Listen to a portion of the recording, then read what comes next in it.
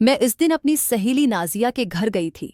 सोचा था कि उससे थोड़ी गुपशप कर लूंगी, लेकिन दरवाज़ा उसके शौहर फैज़ान ने खोला। मैंने थोड़ी हैरत से पूछा, अरे भाई, नाजिया कहाँ है? वो मुस्कराता हुआ बोला, बस आती ही होगी, आप इंदर आ जाइए।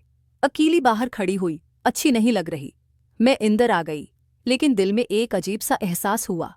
नाजिया का शौहर बड़ा ही खुश मजाज और बातों में डबल मीनिंग का माहिर था। मैंने पूछा, तो आप अकेली क्या कर रहे थे?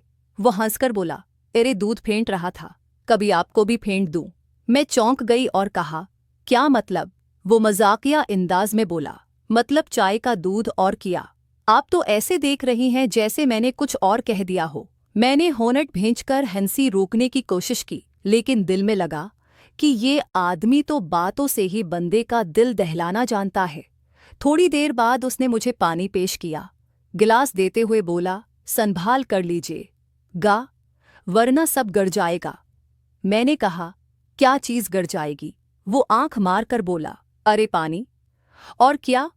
आपके दिमाग में तो बड़ा तूफान मचा हुआ है लगता। मैं शर्म से मुस्करा दी। इंदर का माहौल थोड़ा और हल्का फल्का हो गया। उसने टीवी ऑन कर दी और कहा, बैठिए, मैं आपके साथ थोड़ा वक्त गुजार लेता, हम जब तक नाजिया आ जाए।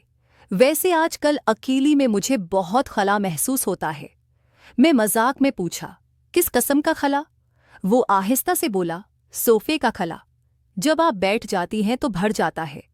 मैं फिर हंस दी, लेकिन सच कहूं तो उसका हर जुमला मुझे चौंका देता।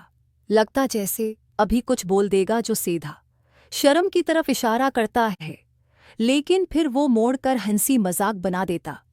थोड़ी देर में उसने फरीज से ठंडी बोतल निकाली और बोला, क्या आपको भी ठंडी चाहिए? क्या मतलब अकेली का मज़ा नहीं आता?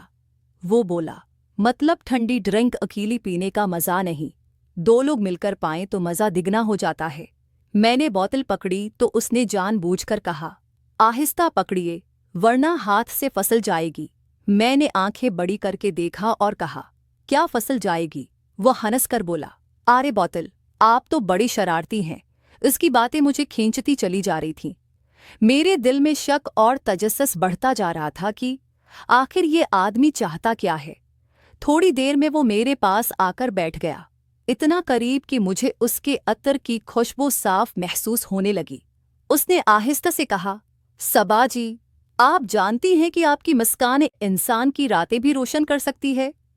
मैं चौंक कर बोली, रातें रोशन मतलब किया? वो बोला, अरे मतलब जब कोई उदास हो तो आपकी मुस्कान देखकर दिल खुश हो जाए। मैं फिर से शर्मसार हो गई। अब माहौल में हल्की सी खामोशी छा गई थी।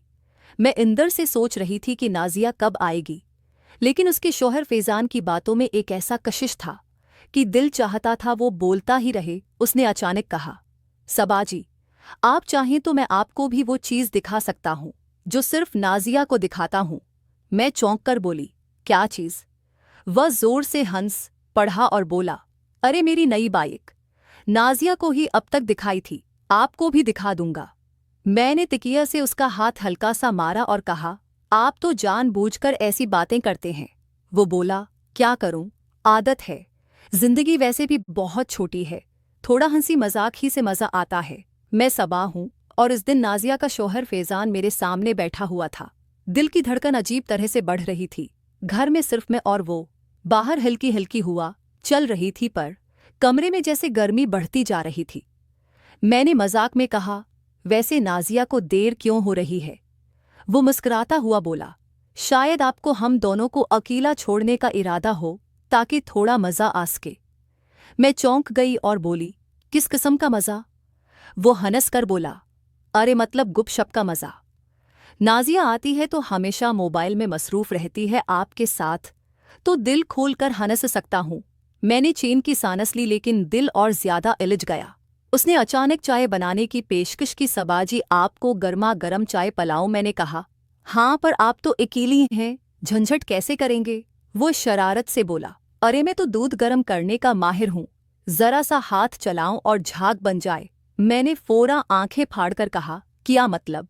वो हंस पड़ा, मतलब दूध की चाय का झाग। और किया? आप तो हमेशा गलत सोचती हैं। मैं शर्माते हुए चुप हो गई। चाय बन गई। उसने कप मुझे पकड़ाते हुए कहा। जरा ध्यान से पकड़िएगा वरना छटक जाएगी। मैंने कहा, क्या छटक जाएगी? वो आंख दबाकर बोला, अरे जाए अगर कप गिर गया तो पूरे कपड़े गीली हो जाएंगे। वैसे गीली कपड़ों में भी आप बरी नहीं लगेंगी। मैंने कप को मजबूती से पकड़ लिया और हंसी दबा दी। अब हम दोनों साथ बैठकर चाय पीने लगे। माहौल और भी करीब हो गया था। वो हर बात डबल मीनिंग में करता और फिर खुद ही हंस देता। उसने कहा, सबाजी आप चाहें तो मैं आपको भी वो चीज़ सिखा सकता हूँ जो नाजिया को रोज़ सिखाता हूँ। मैं चौंक गई। किस कसम की चीज़? वो बोला, योगा रोज़ सुबह हो से सिखाता हूँ कि कैसे जिस्म को खींचना और मोड़ना है। आप चाहें तो आपको भी सिखा दूं। मैंने हंसी छिपाते हुए कहा, आप तो बहुत चालाक हैं, सीधी सीधी बात कीजिए। वो बोला, सही ही कहा आपने, मैं चालाक हूँ सबाजी, मेरा जिंदगी बहुत बोरिंग हो जाती है।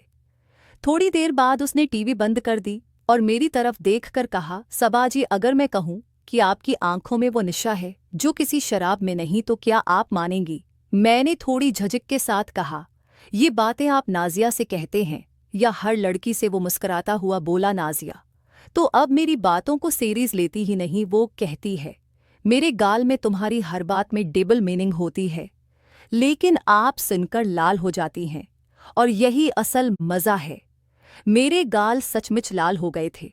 वो आहिस्ता से मेरे और करीब आ गया, इतना कि उसकी सांसें मेरे चेहरे से टकरा रही थी। उसने कहा, सबाजी आप चाहें तो मैं आपको भी वो चीज़ दिखा दूं जो सिर्फ बेडरूम में इस्तेमाल होती है। मैं चौंक कर बोली, किया?